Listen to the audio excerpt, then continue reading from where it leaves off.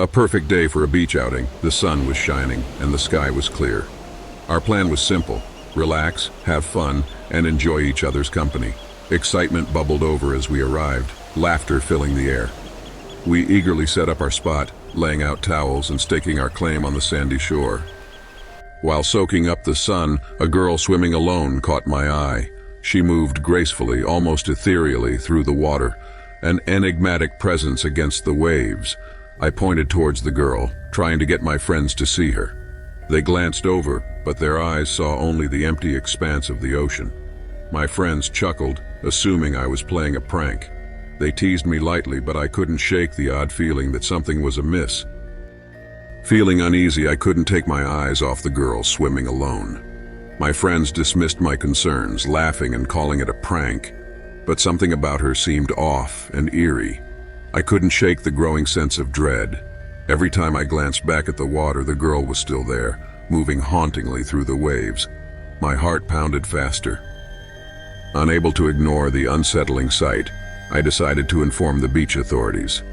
They listened intently as I described the girl. Their expressions grew serious and they exchanged knowing glances.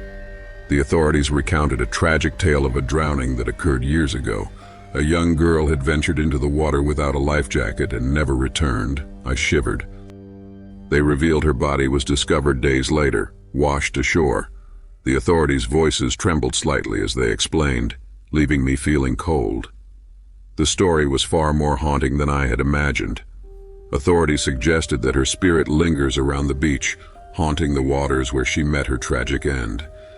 This chilling revelation sent shivers down my spine, casting a shadow over our day. Despite my friend's skepticism, I couldn't shake the growing fear within me. The thought of a restless spirit wandering the beach made my once joyful anticipation turn into unease, overshadowing our plans. Determined to uncover the truth, I delved into researching the incident. Finding news articles that confirmed the authorities' story, the reality of the tragic event began to sink in, deepening my dread. As nightfall approached, the beach took on an eerie quietness. The setting sun painted the sky in haunting hues, and the once lively atmosphere became a ghostly silence, amplifying my mounting anxiety. Suddenly, there she was again, shimmering in the moonlight. Her ethereal presence seemed both beautiful and tragic, a haunting reminder of the past. My friends finally noticed something odd, validating my growing fear. As the moonlight cast an eerie glow over the water, my friends finally noticed something odd. Their eyes widened in disbelief, realizing I hadn't been joking after all.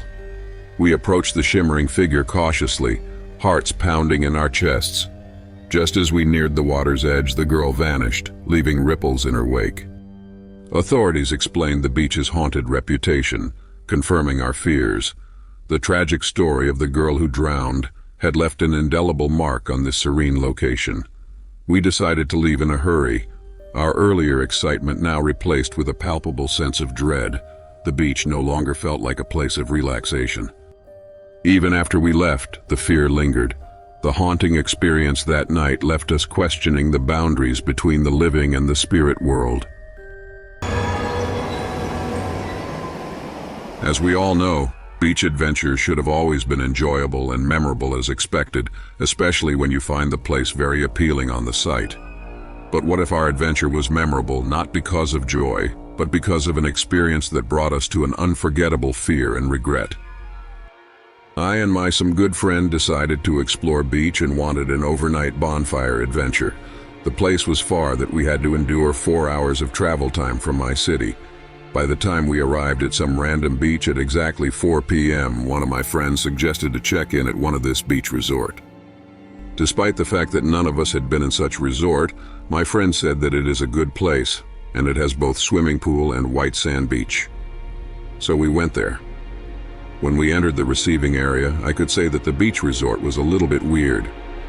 Here are my impressions.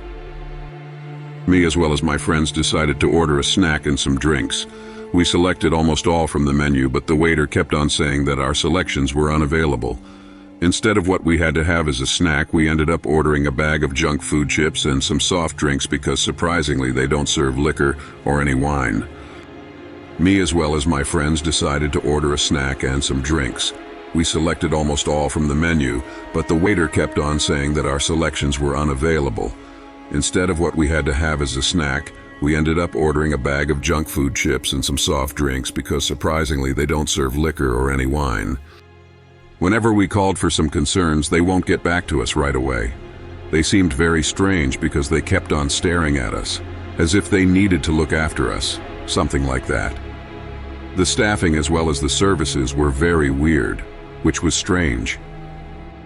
Another thing that I absolutely wonder about those guys was how they reluctantly introduced to us the rooms.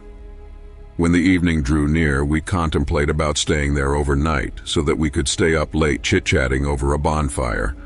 So I asked the crew about the room rate and details. I was very surprised because they seemed to discourage us to avail a room. They sounded like they're rejecting us and declined to let us see the vacant rooms. They seemed like they're hiding something from us. I could always remember the moment why I got scared of there were only the group of us who checked same beach resort at that time. The cottages were lonely. Like seriously, there could have been a lot of people in there, families and friends who would spend time swimming at weekends. There had been only us who stayed at the cottage jamming since the afternoon we arrived. I could really tell it's so creepy. The cottages are established near a forest-like place because creep during our adventure. The garden looked like a forest because of the large and tall trees that were branching out and dancing with the cold wind. It made the resort really dark because of the dense woods. It's weird that here were no lights illuminated the forest, so the environment around the cottage was pretty dark. And there was this cave facing right in front of our cottage at that night. There were weird noises heard from in there, and whenever I looked at the cave, it seemed like it's looking back at me. That very moment gave me terrible goosebumps as the cold wind blew upon us. At 1 a.m. my friends declared sleep, so they insisted at the crew to avail a room, the one that was near the sea. The crew gave in and had let us avail a family-size room. One crew accompanied us to the rooms that were situated away from the island. He set up everything inside, turned on the air conditioner and the lights, then he suddenly left. We brought all our baggage in, then laid down on a huge bed to relax for a while. After a couple of minutes, I felt an urge to urinate. I went up slowly while my friends fell half asleep. As I was about to half open the comfort room door, I heard a sudden clicking noise. It sounds like someone were playing on the light switch, pressing it like nuts as if making fun of me. The lights of the comfort room turned on and off furiously, like what you commonly see on horror movies. I tried to pull myself together and fought back the fear.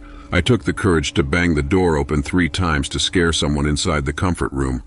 My friends got up with the noise I made, and then they got scared of me. When that just happened, my nerves at the back went crazy. My hands went very cold and sweaty. They were shaking like hell. I shouted out loud, "So are my friends." We panicked, then ran for our lives, leaving all of our things inside the room. To be honest, I have never believed about ghosts and evil entities until that experience happened. I have never been so scared in my entire life, and I considered it very traumatic. I went after to the receiving area to confront the crew who were half asleep that night. I complained to them and stutter. I could barely imagine what my face looked like, with feelings of anger and dismay. The crew went dumbfounded and quite surprised with the incident. Their face seemed very apologetic, and it's like they knew it would happen. We all asked for a refund, which they actually gave right away without second thought. They went after to the room and gathered all of our things, then gave them to us. Fortunately, one of my friends happened to remind an old friend who lives near this place. She called her right away to narrate what happened. After a while, her friend offered her place for us to spend the whole night, wherein we could take a rest until the following day. This was my way scariest adventure of my life, and just a piece of advice to those who love to travel and check in. If ever you would feel uncomfortable and unfamiliar of that place, wherever that is, just believe in your instincts or decline. It was a serene evening when I decided to surprise my wife with a visit to a secluded beach, one we'd never been to before. She often regretted how little time we spent together, so I thought this would be a perfect escape, just the two of us, away from the world. We hoped to escape the hustle and bustle and reconnect amidst nature's serenity. away from distractions. My wife often regrets that I don't spend enough time with her. Work commitments and daily responsibilities have kept us apart more than we'd like, leaving a gap in our relationship. Determined to make it right, I planned a peaceful beach outing. I chose a secluded spot, hoping the isolation would allow us to focus on each other and rekindle our bond. We arrived at the secluded beach, appreciating its untouched beauty. The pristine sand and clear waters seemed perfect for our escape. We felt an immediate sense of calm and peacefulness. The beach was breathtaking, untouched, with golden sands and the gentle lapping of waves. The sun began its descent, painting the sky with hues of orange and pink. We walked hand in hand, enjoying the peacefulness, but as dusk fell, an eerie feeling crept over me. The beach was eerily quiet, with only the sound of waves crashing. The absence of other people added to the sense of isolation, intensifying the feeling that we had discovered a hidden paradise. We started setting up our spot, laying out the blanket and opening our picnic basket. I noticed strange footprints in the sand, leading nowhere and disappearing mysteriously into the distance. It started with the shadows. They seemed to stretch and dance in ways that didn't align with the setting sun. My wife, noticing my unease, squeezed my hand tighter. "Did you see that?" she whispered, her voice trembling. I looked where she pointed and saw a figure standing at the water's edge, staring out at the sea. But when I blinked, it was gone. A chill ran down my spine as I pointed out the footprints to my wife. She glanced at them uneasily, and we both felt an inexplicable sense of foreboding wash over us. We tried to shake off the feeling and continued our walk, but then we heard it, a faint, mournful wailing carried by the wind. It seemed to come from everywhere and nowhere at once. My wife clung to me, her eyes wide with fear. "Let's go back," she urged. To calm our nerves, we decided to walk along the coastline. The untouched beauty of the beach was marred by the growing sense of unease that lingered in the air. In our exploration, we stumbled upon an old, dilapidated beach shack. Its weathered exterior and broken windows exuded a haunting aura, drawing us in despite our better judgment. Inside the shack, we found eerie, ancient artifacts scattered around. The air was thick with an unsettling energy, making the small space feel even more claustrophobic and ominous. Suddenly, a freezing cold spot enveloped us despite the warm weather. The stark contrast sent shivers down our spines, heightening our mounting sense of dread and unease. We heard faint whispering voices but saw no one around. The disembodied murmurs grew louder, making it impossible to ignore the eerie sensation that we were not alone. Out of the corner of my eye, I saw shadowy figures darting behind us. Their fleeting presence intensified our fear, making the beautiful beach feel increasingly sinister and haunted. Fear gripped us as we realized we were not alone. The shadows seemed to come closer, feeding our panic and driving us to a state of near hysteria. We ran back to our spot only to find our belongings scattered. The disarray confirmed our worst fears, leaving us desperate to escape the eerie and malevolent presence surrounding us. A ghostly figure emerged at the water's edge, its hollow eyes piercing through the fog. It stood motionless, a chilling presence that sent shivers down our spines and rooted us in place. We turned to flee, but an unseen force held us back, as though the beach itself refused to let us go. Our hearts pounded louder than the crashing waves, fear gripping us tightly. Clinging to each other, we pleaded for release from this experience, our voices barely above whispers. Each second felt like an eternity as we prayed for an escape from the malevolent entity. Summoning every ounce of courage, we finally broke free, our legs moving faster than ever before. The shadowy figures and whispers seemed to chase us as we fled the cursed beach in sheer terror. Back home, the safety of familiar walls embraced us, yet the haunting experience lingered. We vowed never to return and to cherish every moment together, forever haunted by our beach horror experience.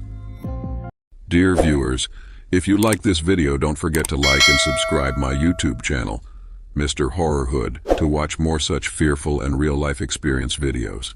Thanks for watching. See you in next video.